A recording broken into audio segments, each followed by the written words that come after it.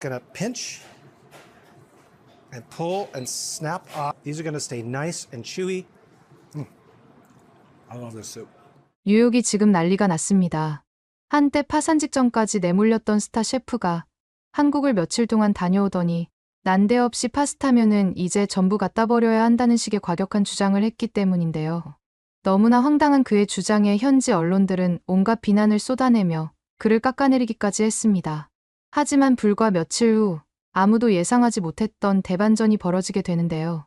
해당 셰프가 한국의 수제비 요리를 미국에서 재현해 뉴욕 전역을 초토화시켰기 때문입니다. 이 셰프의 가게는 이제 3개월을 기다려도 예약하기 힘든 뉴욕 최고의 핫플레이스로 떠올랐다고 하는데요. 하지만 최근 인터뷰에서 그는 한국에서의 가장 충격적이었던 경험은 사실 수제비 요리를 접한 게 아니었다고 밝혀 미국이 발칵 뒤집힌 상황인데요. 그렇다면 대체 이 셰프가 한국에서 겪었던 가장 충격적이었던 경험이 뭐였는지 함께 알아보러 가실까요? 안녕하세요. 저는 뉴욕에서 개인 레스토랑을 운영하는 리처드 브라이언입니다. 한때는 꽤 잘 나간다는 소리도 들었던 스타 셰프였지만 솔직히 몇 해 전부터 상황이 영 좋지 않았어요. 특히 작년 겨울부터는 마치 브레이크 없는 자동차처럼 곤두박질 치는 매출을 보면서 이러다 진짜 문 닫는 거 아닌가 하는 불안감이 엄습해왔죠. 직원들 눈치 보는 것도 하루 이틀이지 점점 더 힘들어지더군요. 물론 저도 가만히 손 놓고 있었던 건 아니었어요.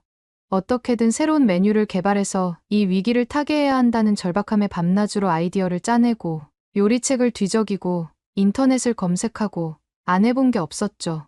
한식, 중식, 일식 등 아시아 요리 쪽도 틈틈이 연구해보려고 했지만 솔직히 당장 발등에 떨어진 불부터 꺼야 한다는 생각에 제대로 실행에 옮기지는 못했어요. 마치 톱니바퀴처럼 굴러가는 일상 속에서 새로운 시도를 한다는 게 생각보다 쉽지 않더군요. 그러던 어느 날 정말 예상치 못한 소식이 저를 덮쳐왔습니다. 제가 가슴이 철렁 내려앉을 만큼 놀란 전화 한 통을 받게 된 거죠. 바로 어머니, 린다 여사께서 갑자기 병원에 입원하셨다는 소식이었습니다. 평소에도 건강이 아주 좋으신 편은 아니었지만 그래도 이렇게 갑작스럽게 입원하실 정도일 줄은 상상도 못했어요. 바로 병원으로 달려갔죠. 의사 선생님은 심각한 표정으로 어머니의 상태를 설명해 주셨습니다. 심장과 혈압 수치가 좋지 않고 우울증 지표도 예상보다 훨씬 심각하게 나왔다고 하더군요. 음식이며 환경이며 전반적으로 스트레스를 줄여야 하고 마음 편히 지낼 수 있는 활동을 하시는 게 중요합니다. 의사 선생님의 말은 마치 사형 선고처럼 제 가슴에 꽂혔습니다. 어머니가 정말 많이 힘드셨구나라는 생각밖에 들지 않더군요. 어머니는 제 손을 꼭 잡으시며 힘겹게 말씀하셨습니다. 리치, 나 사실 오래 살 자신이 없구나. 늘 우울하고 심장이 두근거리고 의사가 말한 대로 정말 시간이 얼마 안 남았다는 기분이 들어. 지금이라도 해보고 싶은 걸 해봐야지. 안 그러니? 저는 아무 말도 할 수 없었습니다. 어머니의 앙상한 손, 지친 표정을 바라보면서 정말로 곧 어머니를 잃게 될지도 모른다는 불안감이 온몸을 휘감았죠. 며칠 후 어머니는 조심스럽게 하지만 단호하게 한국에 가보고 싶다고 말씀하셨습니다. 예전부터 어머니 친구분 중 한 분께서 자식들이 한국을 종종 모시고 간다 했었는데 무척 만족스러웠다는 칭찬을 자주 하셨다고 합니다. 마치 오랫동안 품어온 소망을 이제야 꺼내시는 것처럼 어머니의 눈빛은 간절함으로 가득 차 있었습니다. 얼마 전에는 TV에서 한국의 정겨운 재래시장 풍경을 본 뒤 미국에서는 절대 볼 수 없는 특별한 분위기가 있어서 꼭 한번 가보고 싶다는 생각을 품으셨다고 했습니다. 왁자지껄한 사람들, 형형색색의 물건들, 맛있는 냄새가 가득한 시장 풍경이 외로우셨던 어머니의 마음을 사로잡았던 거죠. 저는 어머니의 말씀에 가슴이 뭉클해졌습니다. 어머니가 저렇게 간절하게 원하시는데 내가 어떻게 외면할 수 있을까? 솔직히 저는 한국에 대한 정보가 거의 없었고 레스토랑 매출도 바닥을 치고 있어서 당장 가게를 비워도 될지 정말 고민이 많았습니다. 카드 명세서를 볼 때마다 심장이 덜컥 내려앉는 기분이었죠. 하지만 그 시점에선 무엇보다도 어머니와 함께 보낼 시간이 더 없이 소중하게 느껴졌습니다. 돈보다 소중한 건 바로 가족과의 추억이라는 것을 깨달은 거죠. 비록 매출에 집중해야 하는 중요한 시기이긴 했지만 지금 이렇게라도 어머니와 함께 시간을 보내지 않으면 평생 후회할 것 같아서 용기를 내어 함께 한국 여행을 가야겠다고 결심했습니다. 바로 항공권을 알아보고 숙소를 예약한 뒤 한국 겨울은 워낙 춥다는 얘기를 들어서 두툼한 겨울옷들도 서둘러 마련했습니다. 제가 오랫동안 살아온 뉴욕도 겨울이 매섭기로 유명하지만 그래도 한국의 추위를 조금 만만하게 본 측면도 없지 않았죠. 뭐 뉴욕 겨울이랑 비슷하겠지 하는 안일한 생각을 했던 겁니다. 하지만 한국에 도착하고 나서야 그 겨울 공기가 얼마나 매섭고 예리한 칼바람처럼 느껴질지 뼈저리게 실감하게 되었습니다. 드디어 인천공항에 도착했습니다. 어머니와 함께 공항 밖으로 잠시 나갔다가 저는 정말 깜짝 놀랐습니다. 솔직히 한국이 아무리 춥다 한들 미국이랑 뭐 얼마나 다르겠어? 라며 가벼운 맨투맨 티셔츠 위에 코트 하나만 대충 걸치고 나왔는데 예상치 못한 칼바람이 뼛속까지 파고드는 듯한 느낌이었죠. 호텔에 도착하니 밖은 이미 영하의 매서운 기온이었고 금방이라도 한방눈이 쏟아질 듯한 잔뜩 흐린 날씨였습니다. 어머니는 왠지 모르게 몹시 피곤해 보이셨기에 오늘은 일단 호텔에서 푹 쉬시는 게 좋겠다고 정중하게 권했습니다. 어머니도 제 제안을 굳이 마다하지 않으셨죠. 다음 날 아침 저는 어머니께 한국의 멋과 맛을 제대로 보여드리기 위해 예약한 근사한 고급 레스토랑을 가려고 했습니다. 이왕 한국에 왔으니 한국에서 제일 유명하다는 파인다이닝 레스토랑을 한번 찾아볼까 하는 생각이었죠. 하지만 어머니는 갑자기 가방에서 꼬깃꼬깃한 작은 쪽지 하나를 꺼내시며 동대문이라는 곳에서 정말 맛있는 음식을 꼭 먹어보라고 내 오랜 친구가 신신당부하더라. 우리 오늘 저녁은 거기 가서 해결하면 어떨까 하고 제안하셨습니다. 마치 어린아이처럼 들뜬 표정으로 말씀하시는 어머니를 보니 차마 거절할 수가 없더군요. 문제는 저도 한국에 대해서는 거의 문외한이나 다름없었고 그 유명하다는 동대문의 정확한 위치조차 제대로 알지 못했다는 겁니다. 더 큰 문제는 어머니 친구분께서 적어주신 정보가 꽤 부정확했다는 점이었죠. 택시를 잡아타고 기사님께 여기 적혀있는 대로 가주세요라고 말씀드렸는데도 기사님께서는 난감한 표정으로 정확한 식당 이름을 모르시면 조금 헤매실 수도 있는데 괜찮으시겠어요? 라고 되물으셨습니다. 저는 일단 동대문으로 가주세요라고 답했지만 막상 택시에서 내려보니 어디로 가야 할지 도저히 감이 잡히지 않았습니다. 매서운 추위 속에서 꽤 오랫동안 길을 헤매며 식당을 찾았지만 결국 어머니 친구분께서 추천해주신 제대로 된 맛집은 발견하지 못했습니다. 어머니는 점점 지쳐가시는 듯했고 이제 슬슬 배도 고픈데 그냥 눈에 보이는 아무 데나 들어가서 대충 먹자고 제안하셨습니다. 저는 어쩔 수 없이 어머니의 의견에 따르기로 하고 주변을 둘러보던 중 우연히 길게 줄을 서 있는 한 가게를 발견했습니다. 뼛속까지 시린 추위에도 불구하고 10명 남짓한 사람들이 바깥에서 묵묵히 대기하고 있는 모습을 보니 저 정도 줄이면 꽤 유명한 맛집이 틀림없겠지 하는 기대감이 들더군요. 가게 안으로 들어가 주문을 하려고 직원에게 여기 뭐가 제일 잘 나가요? 하고 묻자 직원은 망설임 없이 활기찬 목소리로 닭 한 마리 2인분이요라는 대답을 내놓았습니다. 저는 워낙 배가 고팠기에 일단 춥고 배고프니 뭐든 빨리 먹고 보자는 생각으로 무슨 음식인지도 모르고 2인분을 주문했습니다. 하지만 잠시 후 제가 주문한 음식이 어떤 음식인지 알고 나서부터는 왠지 모를 불안감이 엄습해오기 시작했습니다. 주문한 음식이 나오기 전 주변 테이블을 슬쩍 둘러보고서야 저는 닭 한 마리가 닭을 주재료로 한 요리라는 사실을 비로소 알게 되었습니다. 아뿔싸, 확인도 안 해보고 요리를 시켰나 하는 후회가 밀려왔죠. 사실 어머니께서는 예전에 닭을 드시다가 심하게 체하신 후 응급실까지 실려 가신 적이 있으셨거든요. 그 이후로는 닭 요리 자체를 쳐다보기도 싫어하셨기 때문에 저는 더욱더 조심스러울 수밖에 없었습니다. 괜히 어머니, 이거 닭으로 만든 요리래요라고 솔직하게 말씀드렸다가는 닭 요리에 극도로 민감하신 어머니께서 갑자기 불쾌해하시며 식당에서 나가자고 하실까봐 저는 아무 말도 하지 못한 채 조용히 앉아 있었습니다.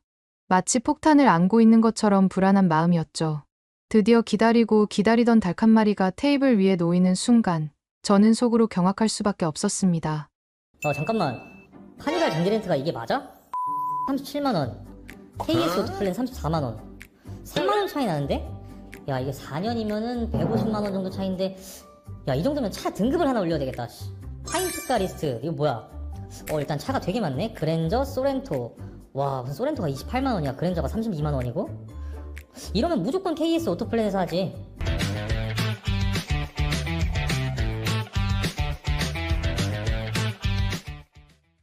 왜냐하면 눈앞에 펼쳐진 광경은 제가 상상했던 것과는 완전히 다른 충격적인 비주얼이었거든요. 스테인리스로 만들어진 커다란 냄비 안에는 닭 한 마리가 통째로 푹 삶아진 채 담겨 있었습니다. 그것도 모자라 그 묵직한 냄비에는 손잡이조차 달려있지 않았죠. 마치 거대한 닭 조형물이 물에 담겨진 듯한 모습을 보는 느낌이었습니다. 주변 테이블에 앉은 다른 손님들도 모두 그런 냄비를 테이블 가운데에 올려놓고 직접 끓여가면서 닭고기를 먹고 있었는데 솔직히 저부터가 살짝 당황했습니다. 세상에, 닭을 진짜 통째로 끓여 먹는구나. 이걸 도대체 어떻게 먹어야 하는 거지? 하는 생각과 함께 왠지 모를 거부감이 느껴졌습니다. 그때 제 옆에 앉아 계신 어머니의 표정도 약간은 굳어 있었지만 다행히 큰 동요는 없으신 듯했습니다. 당장이라도 자리에서 박차고 일어나 나가시겠다는 말씀은 하지 않으셨습니다. 저는 속으로 안도의 한숨을 내쉬었습니다. 잠시 후 식당 직원이 직접 커다란 가위를 들고 와서 닭을 엉성하게 몇 덩어리로 대충 잘라주면서 곧 국물이 우러나오면 드시면 됩니다. 취향에 따라 소스에 콕 찍어 드셔보세요라고 간단하게 안내해줬습니다. 저는 왠지 모르게 불안한 마음에 어머니가 갑자기 닭을 못 먹겠다고 하시며 굳이 이 불편한 자리를 박차고 나가시겠다고 하실까봐 조마조마한 마음으로 어머니의 눈치를 살폈습니다. 하지만 의외로 어머니께서는 큰 반발 없이 묵묵히 닭이 익기만을 기다리고 계셨습니다. 얼마 지나지 않아 닭고기가 어느 정도 익자 어머니는 조심스럽게 국물을 떠서 맛보시더니 작은 목소리로 놀라움을 감추지 못하며 생각보다 국물 맛이 꽤 깊은데 라고 말씀하셨습니다. 저도 어머니의 반응에 용기를 얻어 살짝 국물을 떠먹어보고 깜짝 놀랐습니다. 겉보기에는 맹물처럼 맑은 국물에 파와 마늘 등 몇 가지 흔한 양념만 대충 들어간 듯했는데 은근하면서도 깊은 감칠맛이 살아있더군요. 살을 조금 떼어낸 뒤 간장과 겨자, 고춧가루 등을 섞어 만든 새콤달콤한 특제 소스에 살짝 찍어 먹어보니 담백하면서도 부드러운 닭고기 맛과 소스의 조화가 정말 인상적이었습니다. 그리고 정말 신기하게도 겉보기에는 엄청나게 빨간 소스인데도 불구하고 전혀 맵지 않았습니다. 매운 음식을 잘 못 드시는 어머니께서도 전혀 부담 없이 즐기실 수 있을 것 같았습니다. 저는 속으로 휴, 정말 다행이다 하고 안도의 한숨을 내쉬었답니다. 어머니께서는 닭고기를 거의 다 건져 드시고 나서야 숟가락을 내려놓으셨습니다. 저는 어머니께서 대체 무슨 생각으로 그 닭 요리를 그렇게 맛있게 싹싹 비우셨는지 너무나 궁금해서 조심스럽게 어머니, 혹시 괜찮으세요? 속은 괜찮으시고요? 하고 여쭤봤더니 어머니께서는 의외로 너무나 대수롭지 않다는 듯한 표정으로 왜 그러니? 내가 별로 안 좋은 기색이라도 보이는 것 같니? 하고 되물으시더군요. 제가 조심스럽게 어머니, 혹시 이거 닭으로 만든 요리인 줄 모르고 드신 건 아니시죠? 하고 여쭤보니 어머니께서는 잠시 생각에 잠기시더니 오리인 줄 알았는데 닭이었나 보네. 그래도 희한하게 이 닭 요리는 예전에 먹었을 때처럼 역한 느낌이 전혀 없네라고 놀라운 대답을 하셨습니다.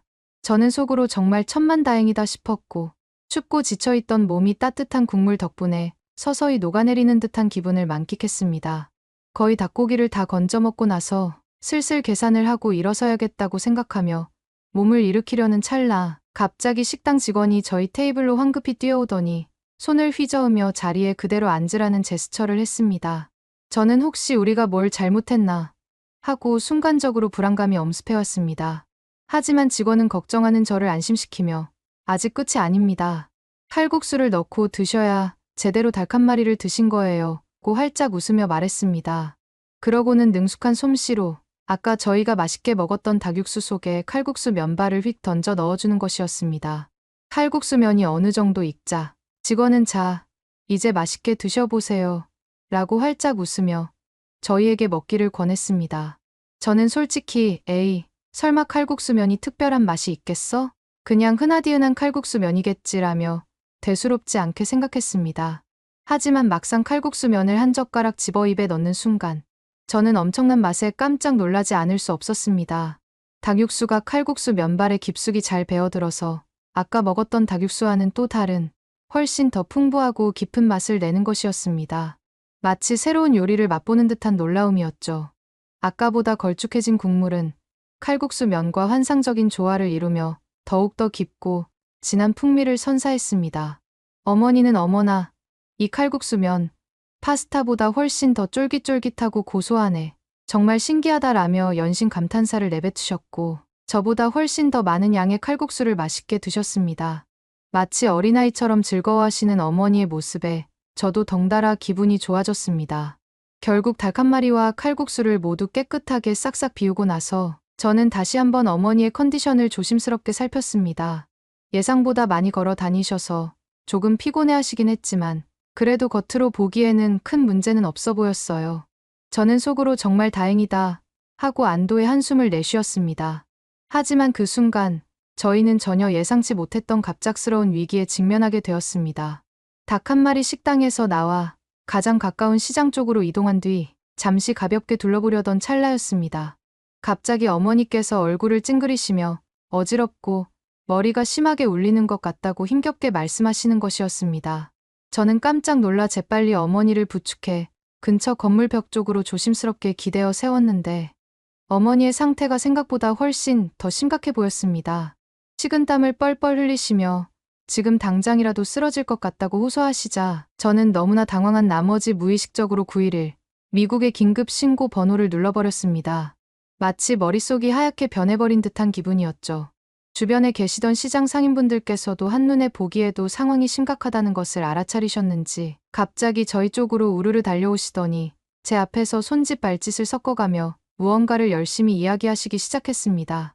하지만 불행히도 저는 한국어를 전혀 알아듣지 못했기 때문에 그분들이 무슨 말씀을 하시는지 도저히 이해할 수가 없었습니다. 그러자 한 상인분께서 답답해하며 스마트폰을 꺼내 번역기 앱을 열심히 돌리시더니 번역된 문장을 제게 보여주셨습니다. 일단 안으로 들어오셔서 몸부터 따뜻하게 녹이세요. 여기 바깥은 너무 추워요. 상인분들은 그렇게 말씀하시며 자신들의 가게 내부로 저희를 친절하게 안내해 주시고 따뜻한 물수건과 덮을 만한 담요를 찾아 어머니의 무릎 위에 정성스럽게 덮어주시기도 했습니다. 어머니, 괜찮으세요? 병원은 혹시 부르셨어요? 라며 걱정 가득한 표정으로 물어주시는 분들도 계셨습니다. 낯선 사람에게 베푸는 따뜻한 배려에 저는 깊은 감동을 받았어요. 놀라운 사실은 미국에서라면 아무리 급한 상황이라도 한참을 꼬박 기다려야 겨우 도착할 법한 구급차가 정말 거짓말처럼 순식간에 도착했다는 점입니다. 사이렌 소리를 울리며 쏜살같이 달려오는 구급차를 보고 저는 입을 다물 수 없을 정도로 놀랐습니다. 세상에 이렇게 빨리 구급차가 오다니 정말 믿을 수가 없네 하는 생각과 함께 한국의 신속한 응급 시스템에 감탄하지 않을 수 없었습니다. 어머니께서는 구급대원들의 신속한 도움으로 곧장 응급실로 안전하게 옮겨지셨습니다. 응급실 의사 선생님은 다행히 심각한 수준은 아니지만 겨울철 매서운 찬바람을 너무 오래 쐬다 보니 혈압이 갑자기 심하게 오르락내리락 했던 것 같다고 상황을 설명해 주시면서 수액을 맞고 충분한 휴식을 취할 것을 권하셨습니다. 그걸 듣자마자 아까 추운 날씨에 줄을 너무 오래 섰던 걸까 하고 자책하게 되더군요. 그 후 저는 병원에서 발급해준 청구서 비용을 꼼꼼히 살펴보며 또 한 번 놀라지 않을 수 없었습니다. 만약 미국 응급실이었다면 보험이 없이는 아마 수백만 원은 좋게 나왔을 텐데 여기 한국에서는 그 절반의 절반도 채 안 되잖아? 정말 말도 안 돼 하는 생각이 머릿속을 떠나지 않았습니다.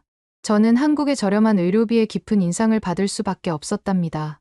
응급실 의사 선생님은 마지막으로 며칠간은 최대한 무리하시지 않는 것이 좋겠고 부득이하게 외출을 해야 할 경우에는 반드시 따뜻하게 옷을 챙겨 입으시는 것을 잊지 마세요라고 당부하셨습니다.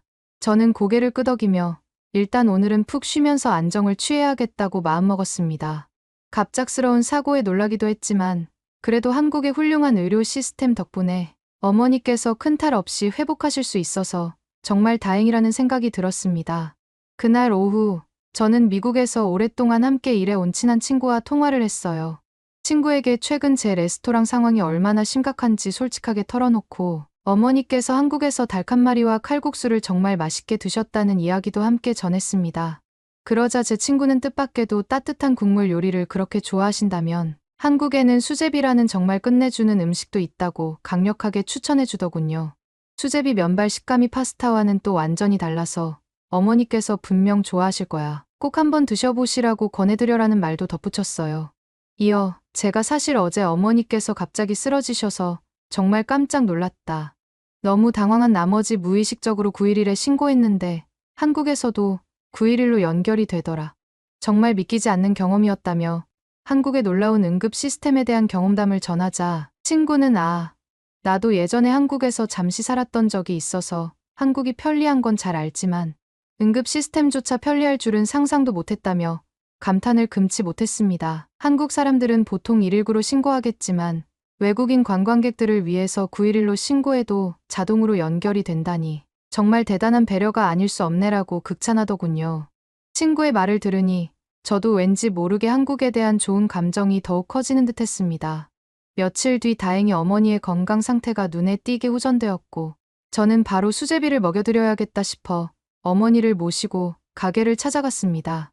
식당에 자리를 잡고 앉아 따뜻한 수제비 2그릇을 주문했더니 잠시 후 뜨거운 뚝배기에 담긴 수제비가 테이블 위에 놓였습니다. 뚝배기 안에서는 수제비가 보글보글 맛있게 끓고 있었죠. 어머니께서는 조심스러운 손길로 수제비 국물을 떠서 후 불며 모금 천천히 맛보시더니 이내 놀라움과 감탄을 금치 못하며 말씀하셨습니다. 이 수제비는 며칠 전에 먹었던 닭 요리와는 또 완전히 다른 느낌이네. 국물이 훨씬 더 걸쭉하면서도 깔끔하고 쫄깃한 밀가루 반죽이 국물 맛을 더욱 부드럽게 만들어주는 것 같아. 저도 어머니의 칭찬에 용기를 얻어 숟가락으로 수제비 반죽을 조심스럽게 집어 한 입 먹어봤는데 정말 파스타와는 전혀 다른 독특한 식감이었습니다. 쫄깃하면서도 입 안에서 사르르 부드럽게 녹아내리는 듯한 특유의 매력이 있었습니다. 직원분께서는 저희를 따뜻한 시선으로 바라보며 밝게 웃어주더니 혹시 매운 양념이 필요하시면 언제든지 말씀하세요. 수제비는 김치랑 같이 먹으면 훨씬 더 맛있거든요라고 친절하게 알려주었습니다. 어머니께서는 아직 매운 음식이 조금 부담스럽긴 했지만 한국인의 친절한 배려에 감사하다며 수제비 국물 위에 김치를 아주 소량만 살짝 얹어 맛보셨습니다. 그러고는 갑자기 눈이 휘둥그레지시며 어머나 세상에, 의외로 이 김치의 새콤한 맛이 수제비 국물과 너무나 잘 어울리네. 정말 놀랍다 하고 즐거워하셨습니다. 어머니의 환한 미소를 보니 저도 덩달아 행복해지는 기분이었습니다. 한국에서의 일정이 예상보다 길어지면 어머니의 체력에 무리가 될 수도 있겠다는 걱정이 들어 저희는 결국 원래 계획했던 것보다 조금 일찍 아쉽지만 미국으로 귀국하기로 결정했습니다.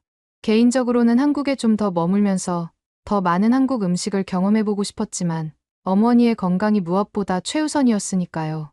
뉴욕 공항에 도착해 오랜만에 레스토랑으로 돌아와 보니 매니저가 다급한 표정으로 달려와서 걱정스러운 목소리로 셰프님, 큰일 났습니다. 셰프님께서 한국에 가신 동안 레스토랑 매출이 눈에 띄게 더 떨어졌습니다. 특히 주말 예약은 완전히 끊기다시피 했어요.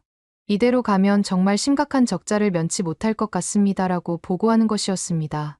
저는 한국으로 떠나기 전부터 이미 어느 정도 예상하고 있었지만 막상 현실로 닥치니 불안감이 더욱 커졌습니다. 마치 벼랑 끝에 서 있는 듯한 위기감이 엄습해왔죠. 하지만 이 문제는 생각보다 별거 아닌 거로 해결하게 된다는 걸 그때는 알지 못했습니다. 며칠 후 어머니께서 제게 조심스러운 목소리로 말씀하셨습니다. 리치, 나 한국에서 먹었던 그 따뜻한 수제비가 자꾸 생각나. 혹시 너가 한번 만들어줄 수 있겠니? 저는 어머니의 간절한 부탁을 차마 거절할 수 없어서 한번 열심히 시도해본다고 하며 자신 있게 대답했습니다. 하지만 속으로는 수제비를 한 번도 만들어 본 적이 없는데 과연 제대로 만들 수 있을까 하는 걱정이 앞섰습니다. 저는 바로 추측이 가는 재료들을 넣고 수제비 국물을 끓여봤습니다. 집에 있던 건조된 표고버섯을 넣으면 비슷한 맛이 날 것 같다는 확신이 들더라고요. 어머니께 수제비를 만들어주기 위해 최선을 다했지만 결과는 참담했습니다. 처음 만들어본 엉성한 수제비는 한국에서 먹었던 그 맛과는 완전히 거리가 멀었거든요. 국물은 밍숭밍숭하고 비릿한 맛이 강했고 수제비 반죽은 푹 퍼져버려서 질척거리는 최악의 식감이었죠. 마치 밍밍한 밀가루 풀을 먹는 듯한 느낌이었습니다. 어머니도 수제비를 한 입 드시더니 이게 정말 내가 한국에서 먹었다던 그 맛있는 수제비 맞니? 라며 애매한 표정을 지으셨고 저 또한 민망함을 감출 수 없었습니다. 돌이켜보면 저는 지금껏 요리사로서 수많은 음식을 뚝딱 만들어왔지만 제대로 된 레시피도 없이 무작정 수제비를 만들려 했던 것이 얼마나 어리석었는지 깨달았습니다. 결국 저는 어머니께 제대로 된 수제비를 만들어드리기 위해 유튜브 영상을 다시 꼼꼼히 뒤져가며 한국식 수제비 레시피를 더욱 자세히 익히고 수제비 만들기에 다시 도전했습니다. 멸치와 다시마로 육수를 우려내야 한다는 한국 수제비의 기본 공식을 깨닫자마자 저는 곧바로 멸치와 다시마를 사다가 정성스럽게 육수를 우려내고 제대로 된 한국식 수제비를 다시 끓이기 시작했습니다. 드디어 완성된 수제비를 어머니께 조심스럽게 내밀자 어머니께서는 기대에 찬 표정으로 수제비를 한 입 드시더니 이번에는 전과는 완전히 다른 반응을 보이셨습니다. 정말 맛있다라고 칭찬을 아끼지 않으셨죠. 저는 어머니의 칭찬에 힘입어 더욱 열심히 수제비를 만들어 어머니께 드렸습니다. 한 그릇을 순식간에 뚝딱 비우시는 어머니의 모습에 저는 그 어떤 칭찬보다 더 큰 기쁨을 느꼈어요. 그날 저녁에도 어떻게 하면 이 수제비를 더욱 맛있게 만들 수 있을지 밤새 고민하던 찰나였습니다. 테스트 삼아 미리 끓여놓은 수제비를 먹으려고 식탁에 앉았는데 갑자기 예상치 못한 급한 볼일이 생겨서 어쩔 수 없이 불을 끈 뒤 잠시 외출했다가 늦게 집으로 돌아왔습니다. 식탁에 앉아 이번 수제비는 망했구나 하는 생각을 가지며 뚜껑을 열었는데 정말 놀랍게도 국물은 식었지만 수제비가 전혀 불지 않고 갓 끓인 것처럼 적당히 쫄깃함을 유지하고 있는 것이었습니다. 제가 평소 즐겨 먹는 파스타는 시간이 지나면 면발이 뚝뚝 끊기거나 푹 퍼지기 쉬운데 이 한국식 수제비는 신기하게도 반죽 특성상 식감이 오랫동안 살아있다는 사실을 깨달았습니다. 바로 이 순간 제 머릿속에 번뜩이는 아이디어가 떠올랐습니다. 어쩌면 파스타 대신 이 쫄깃한 수제비의 식감을 미국인들이 더 좋아할 수도 있지 않을까. 게다가 여기에 한국식 특제 양념 소스를 살짝 가미한다면 분명 레스토랑의 새로운 인기 메뉴가 될지도 몰라.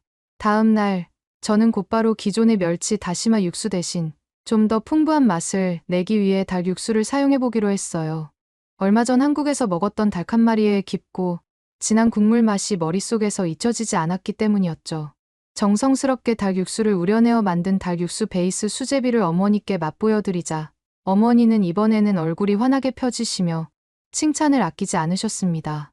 어머, 이 수제비는 전에 먹었던 닭 한 마리의 칼국수를 넣어 먹었던 것과 비슷한 느낌이네 하시며 연신 감탄사를 내뱉으셨습니다.